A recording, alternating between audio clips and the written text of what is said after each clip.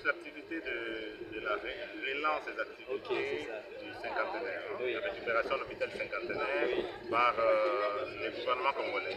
Eh bien, je voudrais vous dire, au nom du Conseil national et de l'ordre santé, c'est un grand événement.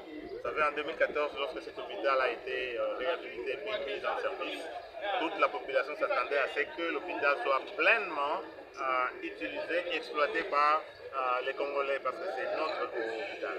Mais les autorités d'alors avaient fait le choix d'utiliser l'exploitation par des ressources étrangères. Nous avons tous vu comment les choses ont évolué. Comme on dit toujours, les temps est le meilleur allié. Et on s'est rendu compte que finalement, ce n'était peut-être pas une bonne décision, pour ne pas dire que ce n'était pas une bonne décision. Parce que finalement, l'hôpital est tombé, on dirait, on pourrait dire dans certains pratiquement aujourd'hui, c'est une renaissance. Et c'est un moment donc très important pour nous les praticiens, parce que nous sommes des prestataires de soins.